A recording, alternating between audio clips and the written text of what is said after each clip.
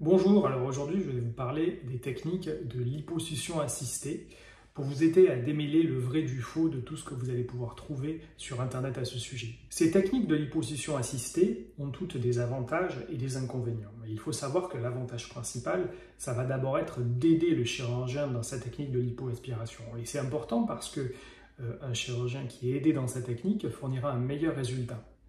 Certaines techniques vont permettre d'améliorer le résultat en favorisant la rétraction cutanée. Nous allons voir ça tout à l'heure ensemble, mais il faut se méfier de tout ce qu'on trouve sur Internet, puisqu'il y a un gros lobbying des laboratoires qui veulent vendre leurs machines, et quelquefois on trouve des bêtises, comme certaines techniques qui disent qu'elles vont permettre d'aspirer certaines cellules, les mauvaises cellules, et de laisser les bonnes cellules adipeuses.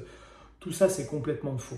Il faut savoir que la liposuction assistée a pour première fonction d'aider le chirurgien dans son acte chirurgical, mais ce n'est pas la liposuction, la technique de liposuction assistée qui va vous donner le résultat, c'est d'abord l'expérience et l'habileté de votre chirurgien. Alors tout d'abord, la technique de base de la liposuction, c'est bien évidemment d'aspirer la graisse. Le chirurgien va réaliser une infiltration du tissu graisseux, ce qui va permettre de diluer en quelque sorte les cellules adipeuses, et ensuite il va l'aspirer à l'aide d'une canule, qui est une sorte de tuyau, et qui va permettre, grâce à une dépression, d'aspirer les cellules graisseuses. C'est le but et c'est l'acte principal d'une liposuction. Et les techniques de liposuction assistée vont permettre d'aider à cette aspiration. Alors, première manière d'aider dans cette aspiration, c'est ce qu'on appelle la lipoaspiration nutationnelle. La nutation est une sorte de petit mouvement de la canule qui va permettre de casser les cellules adipeuses, et ainsi, en cassant les amas de cellules adipeuses, on va favoriser son aspiration. C'est une technique qui a beaucoup d'avantages et qui a quelques inconvénients, notamment parce qu'elle est un peu plus traumatique au niveau des tissus.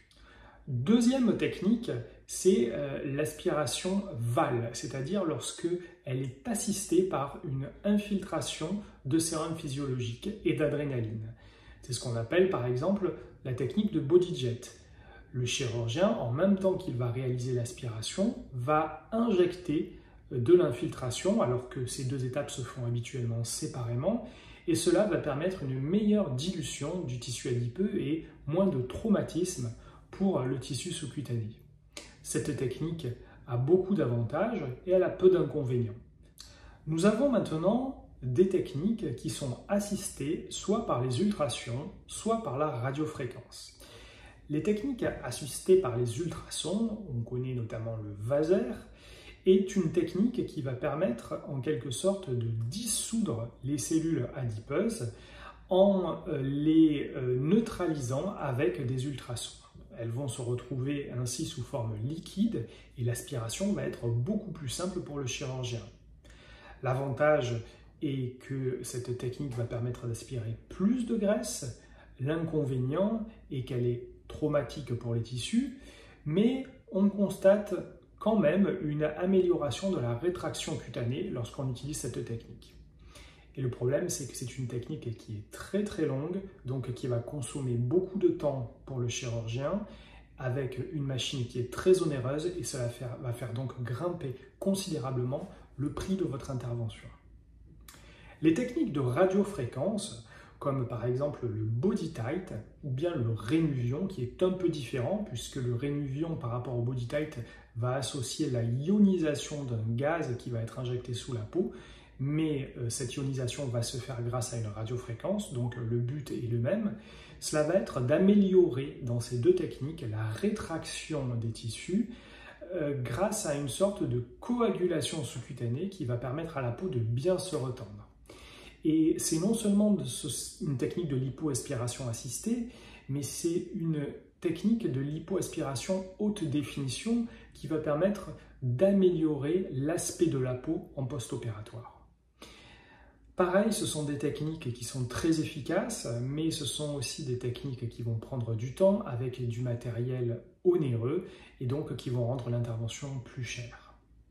Souvenez-vous que toutes ces techniques de lipoaspiration vont permettre d'aider surtout le chirurgien, d'améliorer quelquefois le résultat, mais le travail principal revient à l'expérience et à la pratique du chirurgien. Bien sûr, Qui dit nouveau procédé, nouvelle technologie, dit augmentation des prix. Donc la liposuction est en train de connaître actuellement, c'est vrai, un renouveau et un développement très important dans les nouvelles technologies.